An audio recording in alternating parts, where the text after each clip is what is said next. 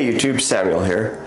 Just before we get going, I want to remind you, if you like my videos, subscribe and click the bell so you can make sure you're going to get to see them as they come. So let's talk about the Fate of the Furious.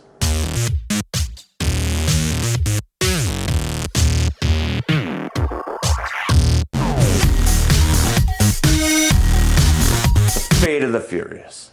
The 8th installment of the Fast and the Furious film franchise. A franchise that basically kicked off by rehashing the 1990s film Point Break. Not a bad thing. It's not a bad thing to recycle things and take things and put your own twist on it. And sometimes that's the best way to come up with new creativity. This is a movie that I actually didn't go to see in the theater. I figured I wouldn't like it, and that was kind of unfair for me to do. Of course, this is the 8th film starring people that we've come to know over the past 15, 17 years. Vin Diesel, Michelle Rodriguez, Tyrese Gibson, and more recently, Dwayne "The Rock" Johnson and Jason Statham. This movie knows exactly what it is. If you're not on board with the Fast and Furious franchise, this movie isn't going to be the one to tide you over. You should know by now what you're in for. Essentially, we're dealing with an unofficial superhero movie where they do spectacular things and they just defy the laws of physics. And well, it's a superhero movie slash 007 movie. It's one of those movies where they've embraced it and they've embraced the ludicrousness of it so that you as a viewer will just plug in and enjoy it. We see the franchise try and reinvent itself. They've had to do this a few times over the years. If they had just simply stayed with the first film and kept trying to repeat that premise over and over, it wouldn't have worked. And so over the years, they've shifted, as I said, to that superhero 007 type of storyline where they've evolved with the viewers. They tried something different, and that's what's allowed them to get to 8 films. So then what do you do now? They've already turned the wheel on its side. They've already done this. What are they going to do? Well, it's simple, I guess. They took the core thing. Regardless of how the Fast franchise has moved, it's always had at its core a strong sense of family, a strong sense of kinship. The best way they tackled this to move forward is they said, well, what happens if we destroy that kinship? So they take Dom, the patriarch of the group, and they turn him on his team.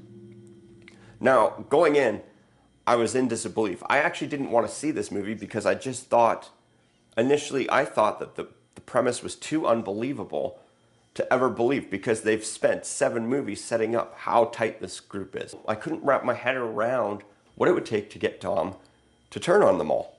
Well, as it turns out, they came up with a really good reason, and it was really enjoyable. And I liked that it was kind of a surprise, but in a way, should have seen it coming. All in all, this movie's a great time. I mean, the actors get along together.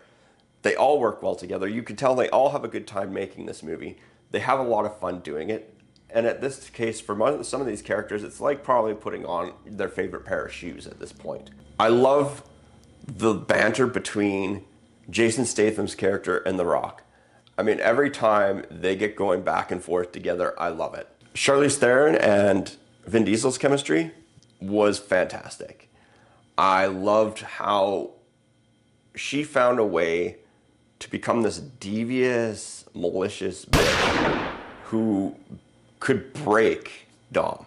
It was a lot of fun getting to watch them try and get the one-up on one another, because her character is basically this methodical kind of Moriarty, has everything planned out 17 steps in advance, and Dom's always been that guy who just like flies by the seat of his pants. So it's kind of a funny way of seeing 2 different ways of going about things collide. One of the things I didn't like about this film was how they dealt with the Shaw brothers and integrating them back into the Fast team.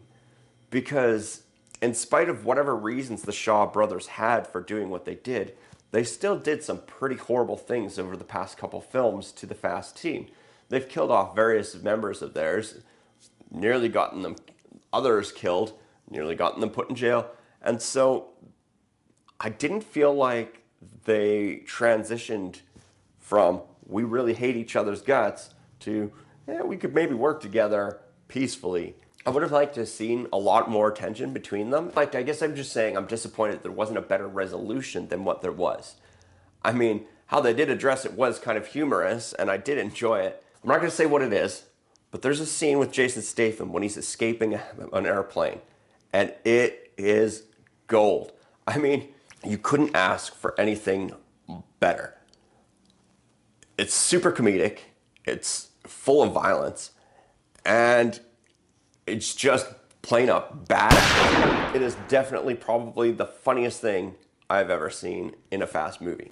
Have you seen this movie? What did you think of it? What's your favorite Fast and the Furious movie? Let me know in the comments below. Thanks for watching. As always, subscribe to my channel right here. It's my latest video over here. Here's another good video you might be interested in down here. And as always, leave a comment below, and we'll see you next time.